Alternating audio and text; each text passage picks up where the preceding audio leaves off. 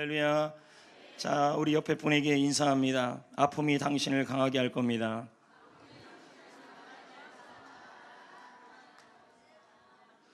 하나님은 불평 없이 살아가는 여러분들을 축복할 것입니다. 하나님은 평생 감사하는 여러분들을 행복하게 하실 것입니다. 성도 여러분, 오늘은 아픔에 대한 설교를 좀 나누려고 합니다. 물론 이 설교는 이번 한 번으로 끝나지 않을 것이며 9월 달에도 한 번 더 나눌 것입니다. 그래서 아픔 시리즈 1입니다. 성도 여러분, 아픔이란 무엇일까요? 저기 문 좀 닫으시면 안 돼요. 들어올 때요. 이쪽이랑요. 굉장히 이쪽으로 바람이 쑥쑥 들어오고 자꾸 이쪽이 밝아가지고 무슨 뒤에서 저를 끌어당기는 것 같고 막 그럽니다. 나는 닫았는데 왜 열어놨습니까? 뒤에서 저를 막 끌어당기는 그런 느낌입니다. 여러분, 아픔이란 무엇일까요? 사전에 보면 아픔이란 육체적으로나 정신적으로나 매우 괴로운 느낌과 상태를 의미합니다. 대부분의 사람들은 아픔을 좋아하지 않습니다. 이 자리에 있는 사람들 중에서 누가 아픔을 좋아하겠습니까? 아픔을 좋아할 사람은 하나도 없는 것입니다. 그러나 우리가 살아있는 한 아픔은 떠날 수가 없습니다. 아픔을 없애려면 죽으면 됩니다. 죽은 사람들은 아픔이 없습니다. 우리가 살아있다는 것은 아픔과 늘 동행해야 된다는 얘기죠. 성도 여러분, 그렇다면 아픔을 피할 수 없다면, 살아있는 한 아픔을 피할 수 없다면 아픔의 참된 의미를 아는 것이 중요합니다. 물론 아픔은 우리를 괴롭게 합니다. 몸이 아프거나 마음이 아프거나 어떻든 마음을 괴롭게 하고 우리를 힘들게 하고 비참하게 합니다. 하지만 여러분, 아픔은 나쁜 것만은 아니라는 것입니다. 아픔은 내 인생에 필요가 없는 것이 아니라는 것입니다. 아픔은 오히려 우리를 치유하고, 아픔은 오히려 우리를 강건하게 하고, 그 아픔 때문에 우리는 강해질 것입니다. 오늘 말씀에 나오는 베드로는 아픔이 있는 사람이었습니다. 그는 마음도 아팠고 몸도 아팠습니다. 아마 육체적으로도 고통스러웠을 것입니다. 그러면 오늘 말씀을 통해 우리 하나님께서, 우리 예수님께서 저와 여러분, 아니 저에게만 아니라 여러분 한 사람 한 사람에게 하시고 싶은 말씀이 있다는 것입니다. 이 말씀은 저 사람이 들어야 될 말씀이다. 이 말씀은 나와 상관이 없다. 우리는 예배당에 들어올 때 먼저 예배당에 10분 전에 들어와 기도를 합니다. 그러면서 기도하면서 하나님, 오늘 저에게 하시는 말씀을 듣기를 원합니다. 이렇게 기도를 했을 것입니다. 오늘 여러분에게 하시는 말씀이 있을 것입니다. 그럼 그것이 무엇일까요? 첫째는 모든 사람은 아픔이 있다는 것입니다. 34절입니다. 다 같이 읽겠습니다. 자, 다시 읽습니다. 다 같이 읽겠습니다. 예배는 동참하는 것입니다. 시작.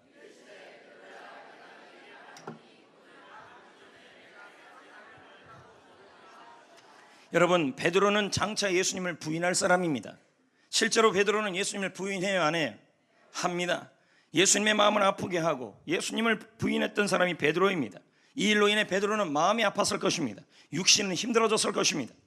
이 일은 베드로의 잘못으로 일어난 일입니까? 아니면 남에 의해서 일어난 일입니까?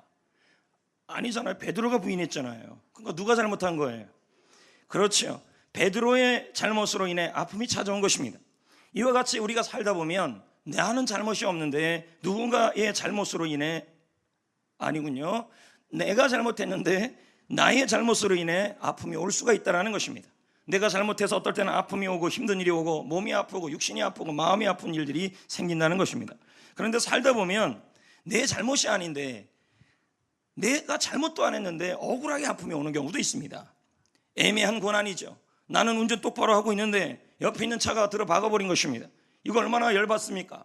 이런 일도 저런 일도 수많은 일들이 있습니다. 나는 잘 살고 있는데 주위에 있는 사람들이 부당하게 우리를 잘못해서 고난이 오고 아픔이 오는 경우도 있다는 것입니다.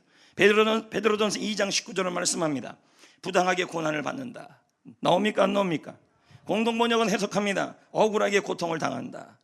이것은 뭐예요? 내 잘못이 아닌데 억울하게 아픔이 오면 그 아픔은 더 깊어지는 것입니다. 차라리 내가 잘못해서 오는 아픔이라면 그래도 이해는 되는데, 내가 잘못하지 않았는데도 억울하게 아픔이 오면, 몸이 아프고 마음이 아픈 일들이 일어나면 그 아픔은 이루 말할 수 없는 것입니다.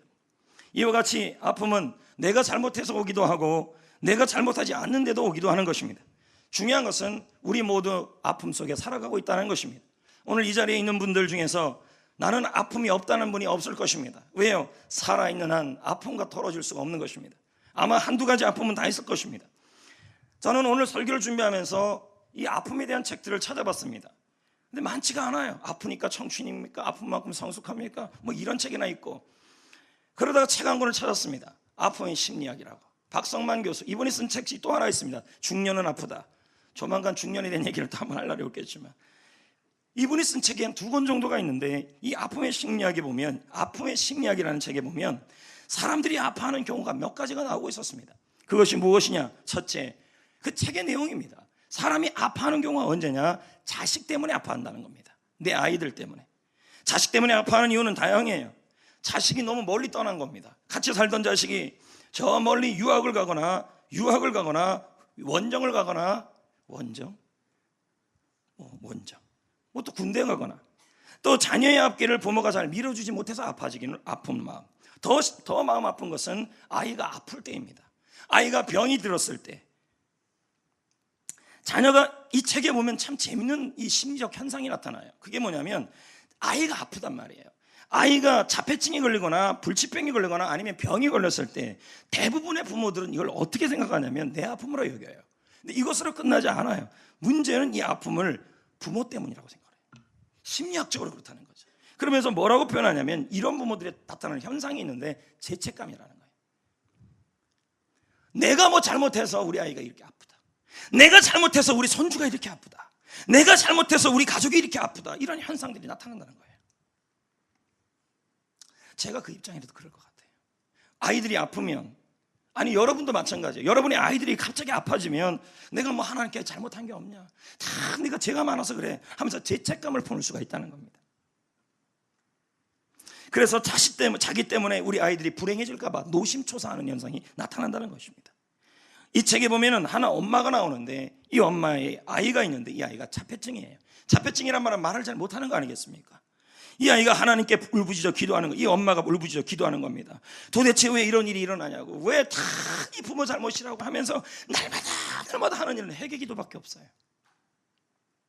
책의 내용이에요. 그러자 하나님의 음성이 들려와요. 마음으로요.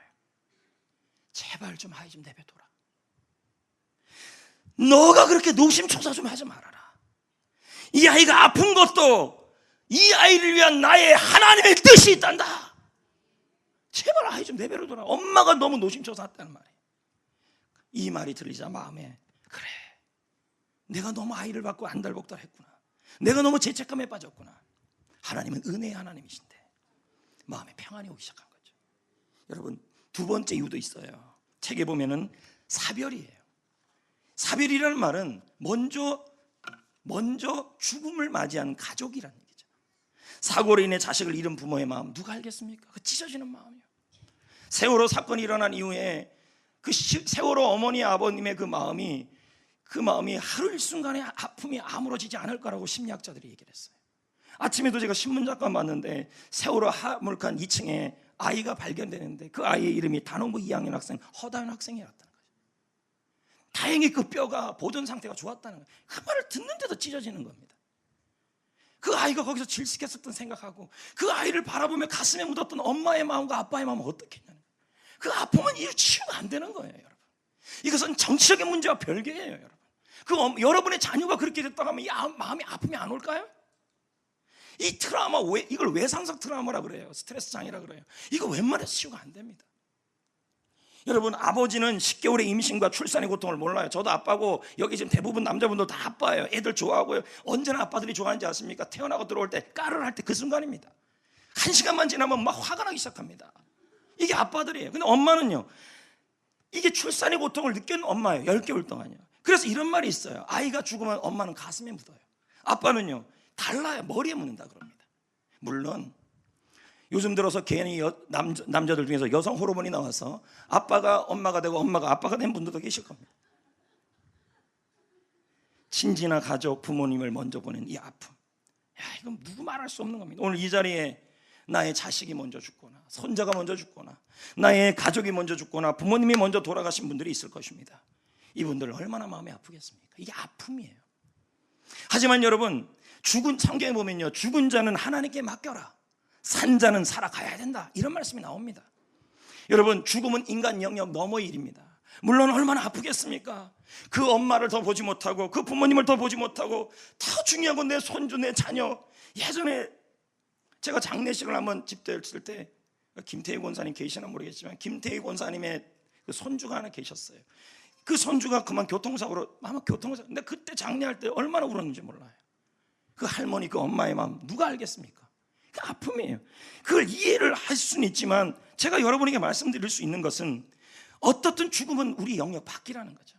더 중요한 것은 죽은 자를 위한 살아남은 자의 최선은 뭐냐면 그들의 목까지 열심히 사는 거라는 거예요. 아마 먼저 죽은 분들이 하늘나라에서 우리에게 바라는 소원이 하나 있다면 그것이 뭘까요? 내 목까지 열심히 살아달라는 분들이 있어요. 왜 나에게 이런 환경을 허락했냐? 왜 나에게 이런 가족을 허락했냐? 이런 남편을 허락했냐? 이런 아내를 허락했냐?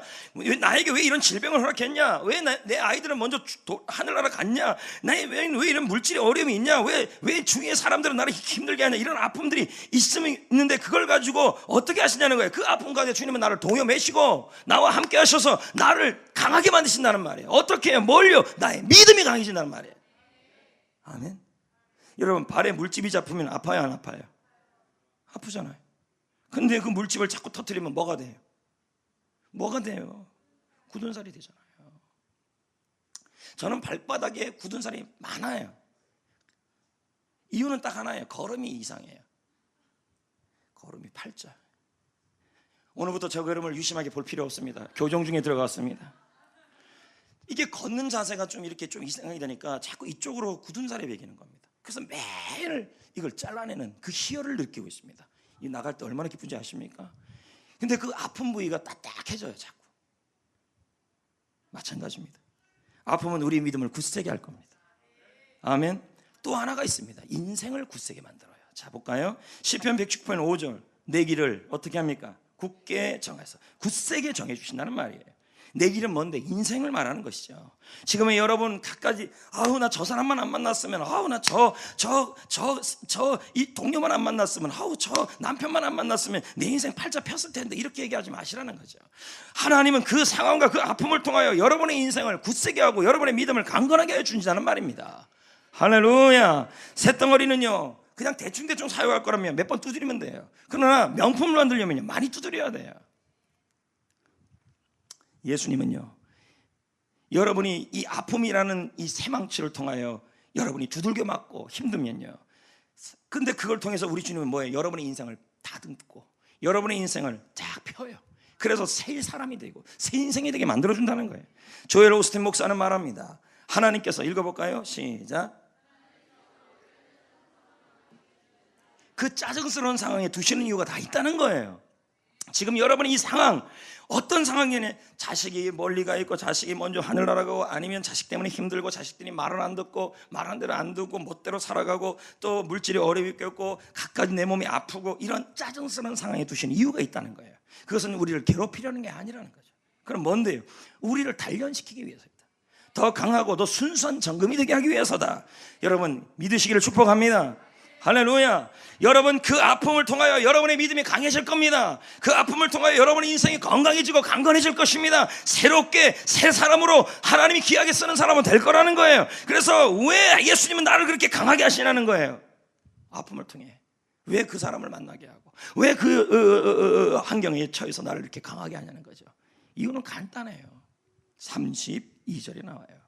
내 형제를 뭐 하라고요? 힘이 되고 지지하라. 결국 뭡니까? 다른 사람에게 힘이 되는 사람이 되게 하기 위해서 날 강하게 하는 거예요. 내 믿음이 약하고 내 인생이 약하면 어떻게 다른 사람을 지지해 줄 수 있습니까? 어떻게 다른 사람을 세우고 어떻게 다른 사람을 일으켜 세울 수 있습니까? 우리 주님은 나를 강하게, 믿음도 강하고 인생도 강하게 만들어서 다른 사람을 세우는 사람으로 만들기 위해서라는 거예요. 그래서 아픔이 사명이에요. 김양재 목사가 말합니다. 우리가 당하는 환난, 또 다른 환난을 당하는 자를 위로하기 위해서 나에게 전공, 선택이 필수예요. 필수 과목으로 주신 것이 있다. 그게 뭔데? 아픔이에요. 박상만 교수의 아픔의 심리학에 보면 아픔이 오는 것들이 많다는 거예요. 근데 그게 섹션이 이렇게 굵어요. 그걸 다 설명하면 여러분 너무 많았는데 딱 세 가지예요. 딱 첫째가 뭐냐면 아픔을 겪고 오는 게 있는데 아픔 이후에는 잠재력이 개발된대요. 두 번째는 뭐냐면 다른 차원의 삶이 보인대요. 그전에는 이것밖에 안 보이는데 아픔 이후에는 넓게 보인다는 거죠. 그리고 그 다음에 뭐냐면 소명이 재인식된다는 거예요. 다른 사람을 살기 위한 마음이 생긴다는 거죠. 여러분 욥이 아팠어요, 안 아팠어요? 몸이 아팠죠? 몸도 아팠잖아요. 그러면요, 가족은요, 가족을 잃었잖아요. 특히요, 자녀를 먼저 하늘나라로 보냈잖아요. 아픈 사람이에요. 더불어서요, 누구 때문에 욥이 괴로웠어요? 아내입니다. 아내. 세계 3대 악처 중에 하나, 나폴레옹의 부인, 소크라테스의 부인, 욥의 부인. 제 얘기입니다. 얼마나 악처 중에 이런 악처가 였습니까? 그러니까 소크라테스가 이런 얘기까지 하잖아요. 내가 철학을 할 수 있었던 것은 내 아내 그 못된 나나 크산 테펜가, 그 이름도 굉장하잖아요. 크산 페텐가 그 여자 때문이다. 그 악한 부인이 있었기 때문에 내가 철학을 할 수 있었다는 거예요. 그래도 싫잖아요, 그런 여자는요. 하여튼 아팠대요. 하지만 욥이 뭐라고 고백합니까? 욥기 23장 10절에 내가 가는 길을 그가 아신다. 뭘 안다는 거예요? 이 아픔 때문에 내가 단련된다, 정금이 된다, 순금이 된다는 거죠. 결국 욥은요, 그 아픔 때문에 어떻게 됩니까? 그 아픔 때문에 단련이 돼요. 믿음이. 그리고요, 인생이 강건해져요. 그런 다음에 나중에 욥기 40장에 가보세요. 욥은 그의 친구를 위해서 기도해 주는 사람이 돼요. 다른 사람을 세우는 사람이 돼요. 아멘. 저는 제 인생에도 정말 아픈 적이 한 번 있었어요. 몸이. 한 번 제가 말씀드렸지 어떤지 모르겠지만 말씀드린 것 같아요. 저는 결핵에 걸린 적이 있었어요. 그래서 폐병에 걸렸죠. 그래서 몸무게가 40kg도 안 나갔어요. 이건 한상적 몸무게 아닙니까? 40kg. 네. 그냥 온몸이 빼짝 마른 거예요. 지금은 이렇게 통통하니 얼마나 보기 좋습니까? 저는 이 아픔을 당할 때 세상이 그렇게 원망스럽더라고요. 그리고 이때가 언젠데요?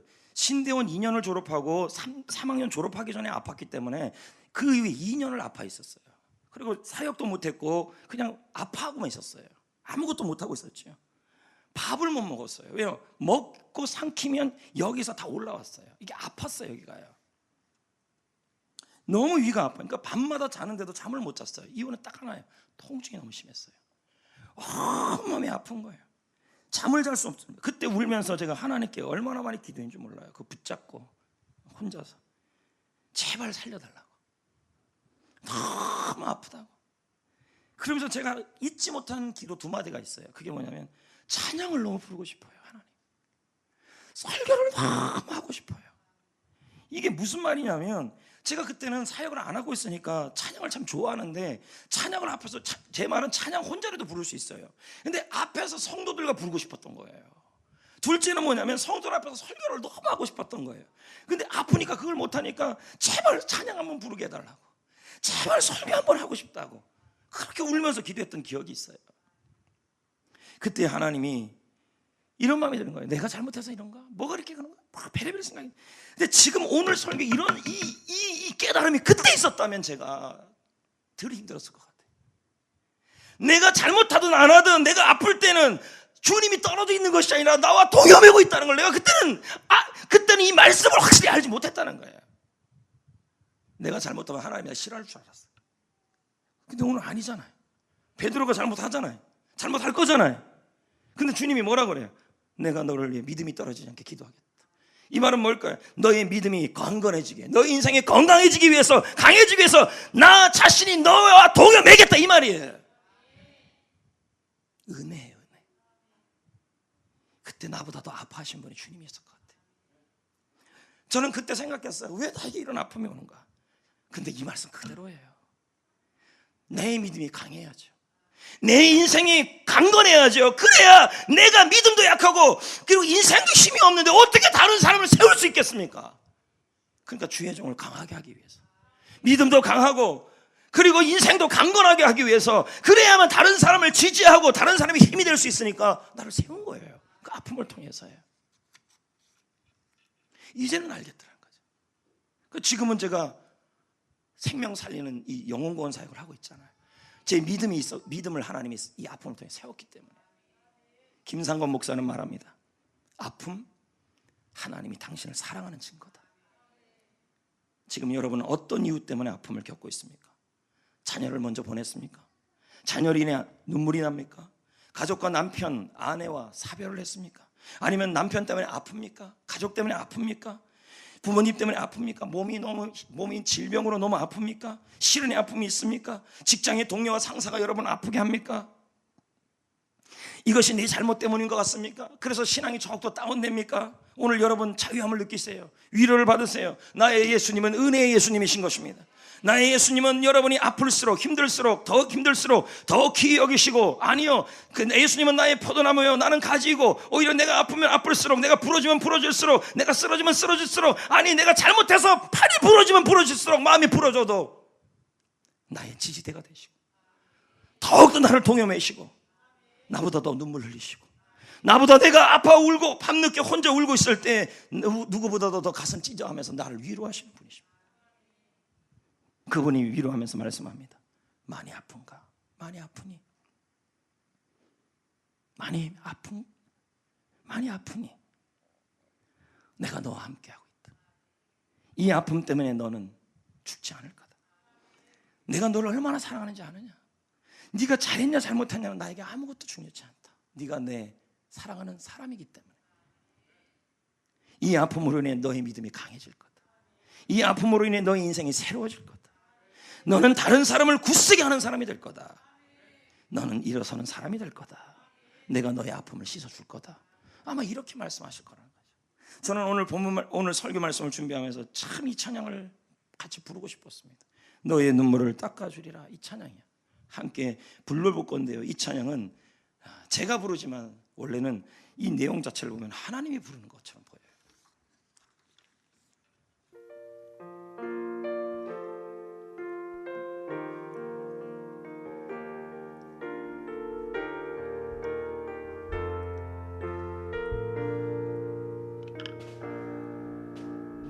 너의 눈물 닦아주리라.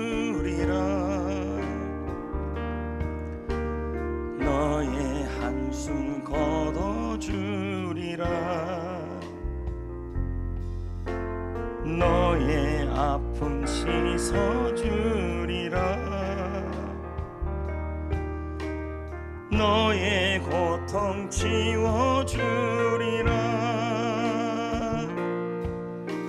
내가 너를 사랑하리라. 내가 너를 도와주리라. 내가 너를 위로하리라. 내가 너와 함께하리라.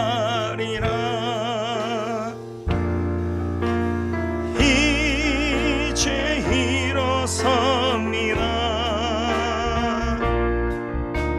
주만 바라봅니다. 주님 손을 붙잡습니다.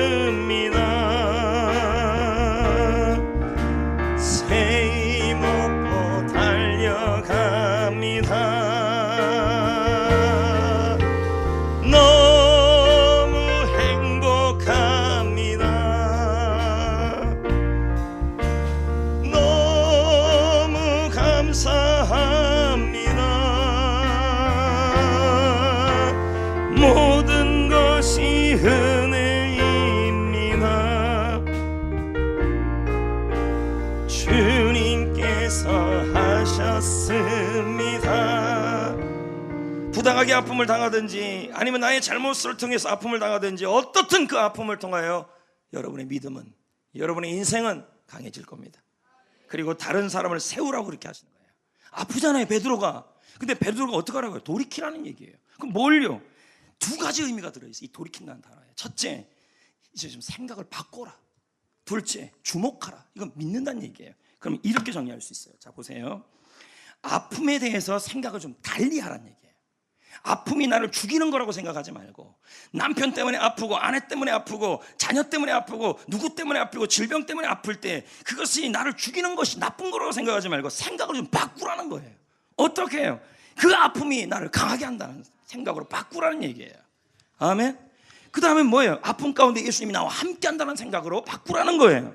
그것만입니까? 주목하라는 말은 믿으라는 얘기예요. 아픔을 이기실 예수님을 믿으래요. 아픔을 통해 나를 강하게 하실 예수님을 믿어보래요. 이게 뭔데요? 김상광 목사는 이걸 아픔을 살아간다는 표현으로 쓰고 있어요. 자, 그는 말합니다. 읽어보겠습니다. 그대에게 아픔이 있다면 잘 가고 있는 것이다. 아픔이 없다면 우리는 결국, 그럼 여러분 안 아픈 건 뭐예요? 지금 공동묘지에 있어야 된다는 얘기죠. 그러므로 아픔은 뭐 하는 거래요? 사는 것이다. 김상권 목사도 이렇게 얘기했고 김미경 강사도 같은 얘기를 해요. 여러분, 아픔을 피하지 마세요. 가족 때문에 아픕니까? 몸 때문에 아픕니까? 피하면요, 그 아픔을 여러분을 강하게 못 만들어놔요. 어떻게 해요? 아픔을 이해하고 받아들이시고 아픔에 대한 생각을 바꾸시고 아픔을 살아가시고 아픔을 통과하셔야 돼요. 진주 조개를 보세요. 조개 속에 모래알이 들어오면 그 연한 조개살이 아파요, 안 아파요? 근데 그러나 조개가 아프다고 해서 모래를 밀쳐버리면 어떻게 됩니까? 진주가 안 나오는 거예요. 아픔은 살아가야 된다는 얘기예요. 진주 조개는 아픔을 피하지 않아요. 아픔을 살아가요. 아픔이 진주를 만든다는 믿음과 생각을 먹고 있어요. 이게 아픔을 살아가는 거예요. 가끔 어떤 분들은 그래요. 아픈 일이 있어. 남편 때문에 아프대요. 가족 때문에 아프대요. 고부간에 아프대요. 질병 때문에 아프대요. 안 살아요. 아픔에 대한 생각을 바꾸지 않아요. 아픔을 바꾸시는 하나님을 믿지 않아요. 그럼 어떻게 해요? 그냥 다 포기해요. 그러니까 어떤 일이 나요? 믿음도 약해져 버리고 인생도 약해져 버리는 현상이 일어나 버리는 거예요. 살아가야 돼요. 김미경 씨의 책에 보면요, 참 재밌는 이야기가 나와요. 물론 살면서 우리는 불행이든 아픔이든 다 겪어요. 근데 한번 보세요. 진짜 아프게 하는 건 아픔 자체가 아니라는 거예요. 자, 나무가 하나 있어요. 바람이 불어요. 부러져요. 부러지죠? 그럼 나무는 아파요, 안 아파요? 근데 소리가 어떤 소리가 나요? 딱 소리가 나요, 안 나요? 그 김미경 씨가 이런 얘기를 해요. 우리 교회 김미경 씨 말고요. 이런 말을 해요. 우리는 부러진 사실보다 딱 소리에 더 놀란다. 그 딱 소리 놀라는 것 때문에 어떤 사람은 1년을 아파하고 어떤 사람은 2년을 아파하고 어떤 사람은 지금까지 아파하고 있다는 거예요. 아픔 자체가 아니라 그 소리 때문에 놀라고 있다는 거예요. 실직의 아픔이 자체가 문제가 아니라 아픔에 대한 소리 때문에. 여러분, 아파하는 인생, 저 사람 인생이에요, 내 인생이에요? 내 거예요. 누가 대신 살아줘요? 누가 대신 보살펴줘요? 내가 사랑해야 돼요. 내 인생은 내가 사랑해야 돼요. 내가 살면서 아팠던 거, 가장 가슴 아팠던 현실, 거기서 우리 다시 시작해야 돼요. 예수님이 내 옆에서 내가 아픔을 이겨내도록 도와주실 것입니다. 그러므로 아플수록 더욱 내 인생을 내가 잘 돌보고 예수님이 더욱더 나를 사랑하는 걸 믿고 나도 내 인생을 사랑해야 되는 겁니다. 정리해. 아픔을 살아간다는 말은 두 가지예요. 첫째, 아픔에 대한 생각을 바꿔라. 둘째, 아픔을 통해 나를 강하게 하실 예수님을 믿어라. 그리고 아픔 때문에 일어난 일들에 대하여 내 잘못이라고, 내 잘못 때문에 아픔이 왔다고 하면서 자신을 정죄하지 마십시오. 베드로가 그래도 주님은 사랑했어요. 베드로를 주님은 그래도 동염했어요. 그리고 그를 강하게 했어요. 굳세게 했어요. 지금 아픔을 살아가는 여러분, 염려하지 마세요. 아픔의 골짜기를 지날 때 우리 주께서 도와주실 겁니다. 시편 84편 6절 7절은 말합니다. 그들이 눈물의 골짜기를 지나갈 때, 아픔의 골짜기를 지나갈 때 그곳에 많은 샘이 있을 것이다. 이른 비에 복이 채워질 것이다. 그들이 그 아픔의 골짜기에서 주 하나님께 힘을 얻을 것이다. 믿으십시오. 이제 말씀을 맺겠습니다. 아픔은 육체적으로나 정신적으로나 괴로운 상태입니다. 우리 모두는 아픔을 싫어합니다. 아픔은 내 인생에 없어져야 될 것이라고 생각합니다. 이러면요, 여러분, 믿음 다 떨어집니다. 믿음이 강해지는 게, 보면 알아요. 우리 성도님들 봐도요, 아픔이 있는데 그 아픔 때문에 자꾸 그걸 견디지 못하고 아픔이 필요 없다고, 아픔 때문에 망한다고 이렇게 얘기하는 사람은요, 아픔을 사는 게 아니에요. 그럼 어떻게 돼요? 믿음이 강해지지가 않아요. 인생이 새로워지지가 않아요. 살아야 돼요. 예수님이 이 아픔을 강하게 하시고 나의 아픔, 나의 믿음을 굳세게 하시고 나의 인생을 새롭게 하시고 다른 사람을 굳세게 하는 인생으로 만들어줄 것을 믿으십시오. 그러므로 이 아픔을 어둠에 두지 마세요. 아픔을 사탄이 이용하게 만들어두지 마세요. 아픔의 크기가 진주의 크기예요. 지금 너무너무 아픕니까? 누구보다 더 아픕니까? 그럼 큰 진주가 될 겁니다. 그러므로 내 문제는 아픔의 크기가 아니에요. 그 아픔에 대한 나의 반응이에요. 사세요. 아픔을 살아가세요. 아픔을 피하지 마세요. 아픔에서 도망가지 마세요. 아픔을 살아가야 합니다. 내 아픔을 이해하고 아픔에 대한 생각을 바꾸세요. 이 아픔이 나를 강하게 하고 내 인생을 새롭게 하고 나를 굳세게 할 거라고 생각을 전환하세요. 그리고 그 아픔 가운데 주님이 나와 함께 하시고 나를 새롭게 하시고 나를 강하게 하실 것을 믿으십시오.